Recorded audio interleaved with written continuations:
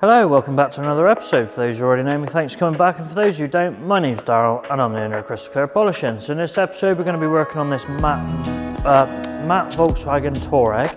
This is the V6 R version, so it is a proper motor. Obviously being matte, we're not going to be polishing any of the paint. We will still polish the headlights, mirrors and the door pillars to get them as good as we can. This is in for our 5-year wax dead package, so we'll be using the Supreme 2.0, which is good for gloss, matte and satin vehicles. Also wrapped vehicles, you name it, it'll work. So on this one we're going to be doing the paint, the plastics and the glass. It's a little bit of a different process from start to finish. So obviously to start off on this, I'm going to have to wash it. I'm going to wash it 2 or 3 times. I'm going to use a whole bunch of different chemicals that will be focused on removing certain elements from the paintwork. So I'm going to get on with that. This is detailed and done properly. Sit back, relax and let me do all the hard work. So first of all, we're going to use our pre-wash, which is a citrus-based product. I'm going to spray this on, leave it to dwell for a few minutes, then I'm going to rinse it off. Once I've done that, I'm going to use the fallout remover, spray that on, rinse it off. I'll show you that in a second.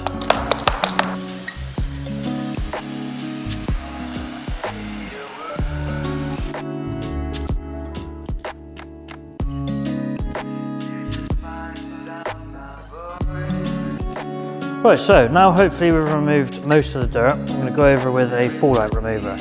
So fallout remover will dissolve any iron contaminants or anything like that that's stuck to the vehicle. So usually you get a colour change. I'm not expecting to see a lot, but because it's a matte vehicle we cannot machine polish it.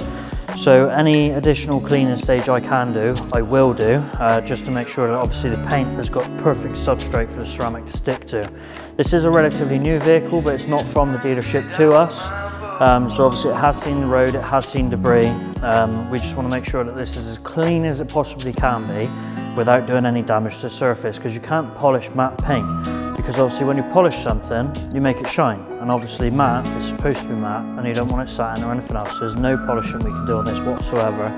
So this becomes the most important stage of the cleaning process and obviously the preparation.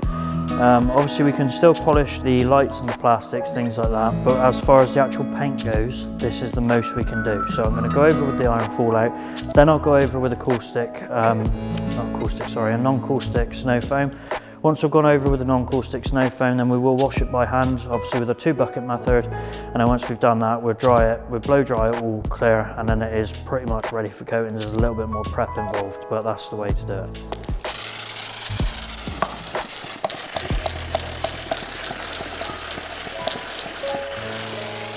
Right, so now we've sprayed that on the vehicle. Any iron contaminants, I'll show you if I see any, you'll have like tiny little purple dots. There's a couple just here I can show you.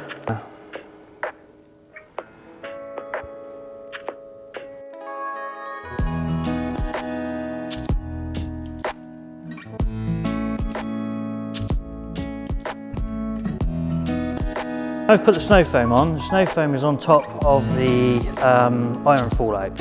So the two are still going to work, they work together. So obviously the iron fallout is underneath, the snow foam is on top.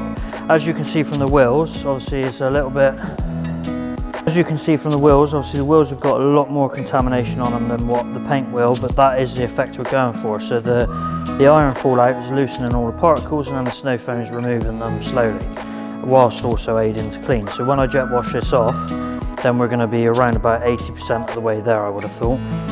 So now that's sat, it is quite warm in here, so obviously the snow foam is starting to get to the point where it's going to dry, so I'm going to get this off. Once this is off, then obviously we're onto the 2-bucket method.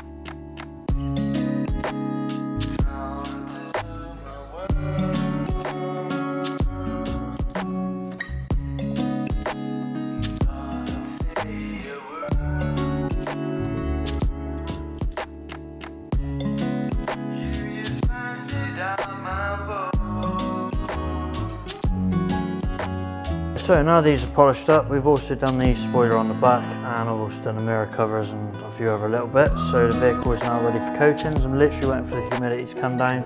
We are currently sat at 70 degrees, so 70%. So if I can get that down a tiny little bit more, then that'd be perfect. So I'll be happy with that.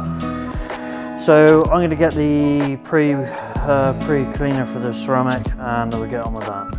Right, so now everything is prepped and ready to go. We're going to use this, which is the Wax is Dead IPA based cleaner. This is a pre-cleaner for the coating, so I'll spray this on, wipe it off, let it light air for a bit so the solvent's can evaporate. Once we've had that opportunity, then we're going to get the ceramic on. Hopefully the humidity level stays down because we're currently sat at 69.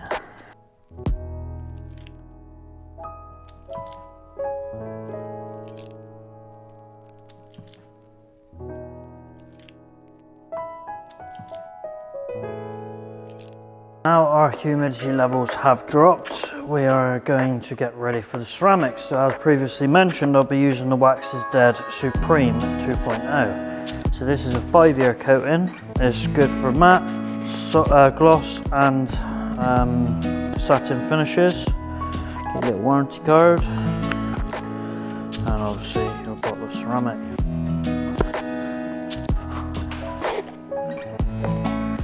So usually when ceramicing, I will use one of these blue microfiber applicators, but these hold quite a lot of product, as in like they hold the product. The product doesn't like sit on the surface.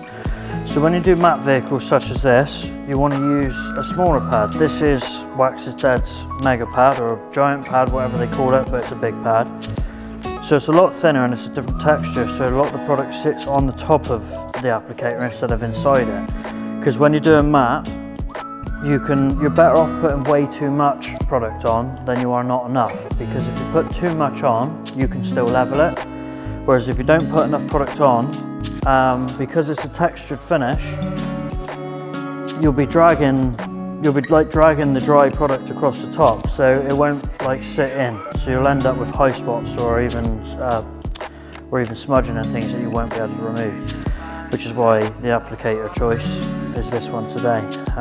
So yeah, like I said, more is better on matte vehicles because then it's easier to level and you've got less chance of it flashing quickly and leaving streaks behind.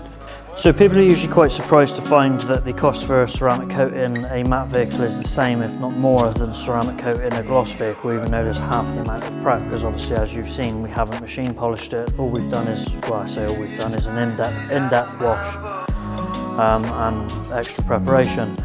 But the thing is, you use twice as much. Last time I done a matte vehicle, I believe it was the, I don't know which one it was now.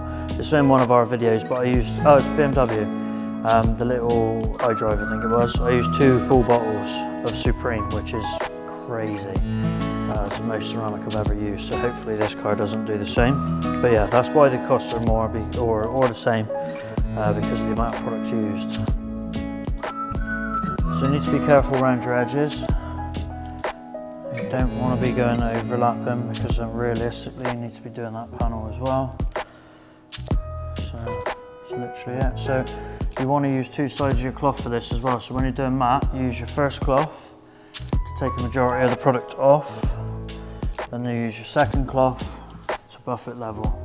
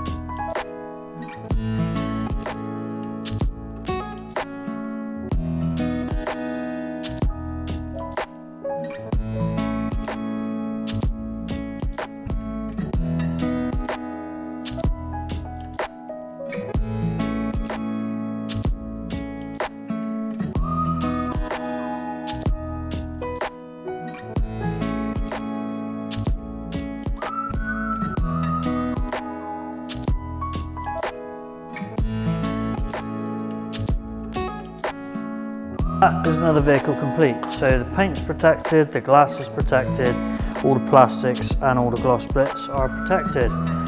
If this is something that you'd be interested in getting on your vehicle, just let us know. Give us a shout, WhatsApp, Instagram, Facebook, emails, anything at all. Give us a call. As always, thanks for watching. This is Detailing Done Properly. Don't forget to like and subscribe, and I'm glad you enjoyed the video.